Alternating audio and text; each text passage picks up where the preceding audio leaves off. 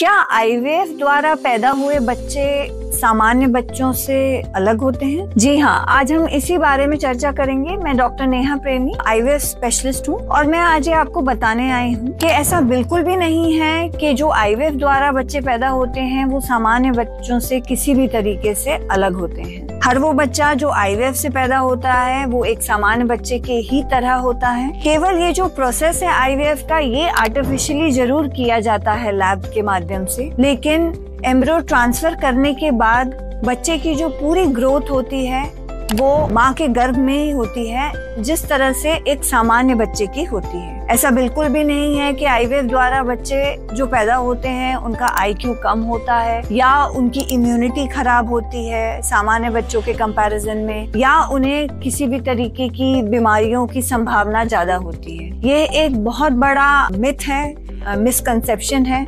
बहुत सारे पेशेंट्स हमसे अक्सर ये पूछते हैं कि मैडम क्या मैं आईवीएफ कराऊंगी तो मेरे बच्चे में किसी तरीके की कमी की संभावना है? तो ऐसा बिल्कुल भी नहीं है। जो भी किसी भी तरीके की कमियां एक सामान्य तरीके से कंसीव करे हुए बच्चे में हो सकती है, वो सारी ही चीजें आईवीएफ वालों में भी हो सकती है। उनका प्रपोर्शन आईवीएफ वाले बच्चों में ज्यादा नहीं होता है। यदि पेरेंट्स में कोई जेनेटिक प्रॉब्लम्स हैं, कोई डिजीजेस हैं, तो वो जिस तरीके से एक सामान्य डिलीवरी वाले बच्चे में आएगी उसी तरीके से एक आईवीएफ डिलीवरी वाले बच्चे में भी आएगी। क्योंकि जब आईवीएफ किया जाता है तो जो भ्रूण का विकास होता है वो पेरेंट्स के ही गैमीट्स के द्वारा किया जाता है। माँ बाप के एग और स्पर्म लेके ही आईवीएफ का बच्चा बनाया जाता है और ट्रांसफर किया जाता है। इसीलिए इन बच्चों में जो पेरेंट्स का जेनेटिक मटेरियल है वही आ रहा है, और यदि पेरेंट्स में कुछ जेनेटिक प्रॉब्लम्स हैं तो वो बच्चे में जरूर आ सकती हैं।